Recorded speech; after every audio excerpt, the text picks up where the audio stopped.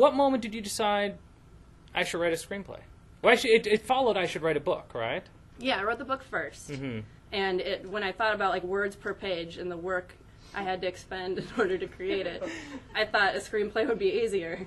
Because you don't actually have to describe things. You get a director to do that for you. So just the dialogue is all you need to nail. And when you decided to write the screenplay,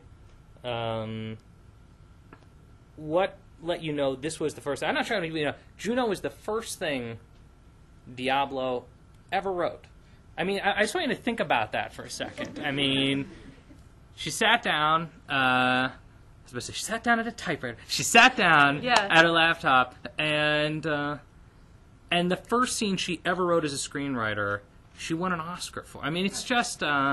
It's depressing, actually. It's just insane. Like, from here well, it's on downhill, like, yeah. I mean, the best thing. I'm aware of that. Best thing that could happen to you right now is if you died. It would just be like you'd go down as. I think about that every day. Every day. If another car gets too close to me, I'm like Oscar montage in memoriam.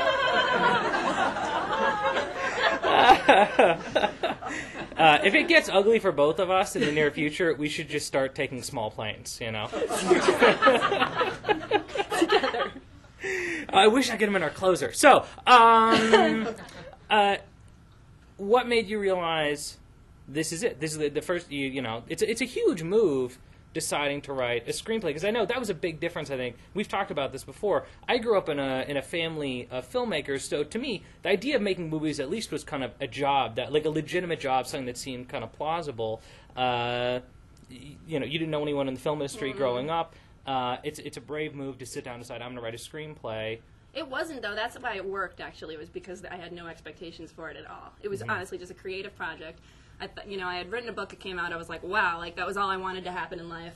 And I was working, when I was writing Juno, I was working in an insurance company as a claims adjuster. And the weird thing is I was actually really good at it. Like, it was one of my better jobs. Was it kind of like editing a high school literary magazine? Yeah. No! Except every other word was diabetes. That was the difference or similarity? Yeah, seriously. No, it was like, so I was working at this health insurance company, and and at night I would just, crack open the laptop and work on Juno, and it was just like a pleasurable activity. I certainly never thought it was going to be a movie, and I never thought that, I never could have predicted anything that happened. Did you picture it when you wrote it? Yeah, for sure. So you picture the scenes? Yeah, I definitely, I pictured it, and that's what's strange to me, is like I had such specific images, and the movie wound up looking exactly like that, which is why, working with you was so wonderful.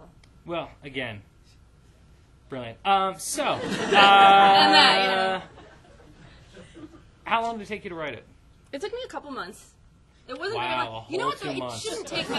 It shouldn't take that long to write a screenplay. If you think about it, took me 5 years to write the one I'm about to direct. It's really, really good, though. That's true. It's really the script that he finished recently is the best script I have ever read, and I'm not like saying that because I like him. Like, seriously, it's gonna blow your minds. And like I'm like actually a little jealous and angry because it's so good. It's for good reason. I mean, it's a really good screenplay. It's really good. It's really good. Yeah.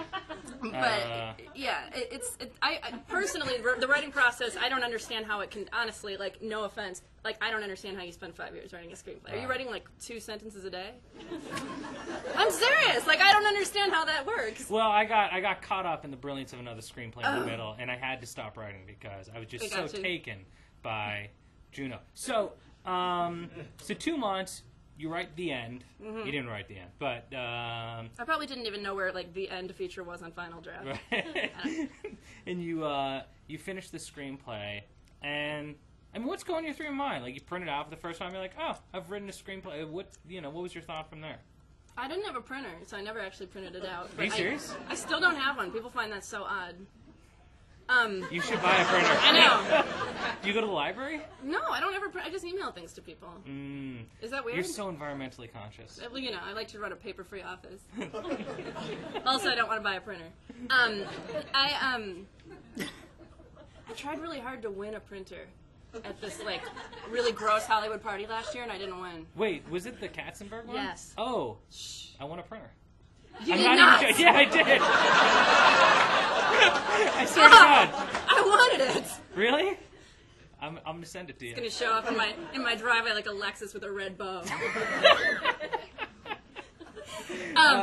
No, like, yeah, I emailed it off to my manager who wound up helping produce the movie. He's on here somewhere, Mason Novick. And he said, I'm going to go out with it, which is Hollywood parlance for send it to a bunch of people. And now Mason found you through your blog. Yes. And, So I recommend blogging highly if you're looking to get into writing, because, like, no one would have ever read anything I wrote or, like, known I existed if I hadn't been out there. And he immediately liked your voice. Yeah. And I think he recommended to you the idea of trying to write a screenplay. He did, and I said, oh, well, I have a book. Are you interested in a book? And he said, all right, you know. And then the book got published, and he said, okay, now you owe me that screenplay. I can only imagine the disappointment, just knowing Mason, a book? Yeah, no, he's like not the most literary guy. He was actually like a book. Damn it! Like, all right, maybe we can do something with that. So the book came out, and then Mason said, all right, now you should try writing that screenplay. And I said, okay. And the idea was to write it as a sample. Yeah, really, just to get rewrite jobs was the plan. Right, show kind of what your voice was, and then you could be hired out to do stuff like that. Exactly. I was like, you're going to be a script doctor, it'll be great, you know. And you're living in Minnesota at the time. Yeah. And so what do you think when you get on the phone with this guy, like some Yahoo in Los Angeles? I thought Mason was crazy. Like, I seriously thought he was taking me for a ride. Like, it was very strange being in Minnesota, not knowing anybody in the entertainment business, and then having this guy randomly call me, like, I think we could make a movie together, and I'm like, this is bullshit. Like, you know, this is not real. Like, I've been taken for a ride before. It just didn't seem. It's strange to me that 5 years later he and I still work together, and that it wasn't a scam. Right. The next call's like, oh, I also have a cousin in Africa. He's a prince. Now, he's got to get his money out of the country. That's how it felt. That's how it felt. It was very weird. It took a long time for me to trust him enough to even give him my phone number. So, yeah.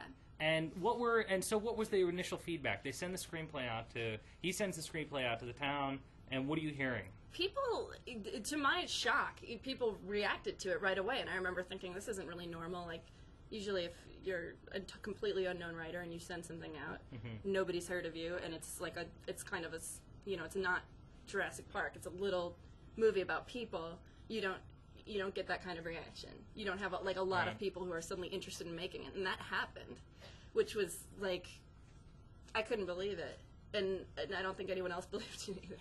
And it got sold.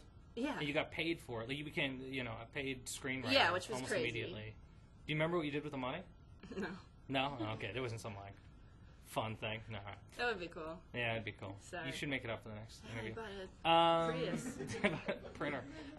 Printer. Could have bought a printer.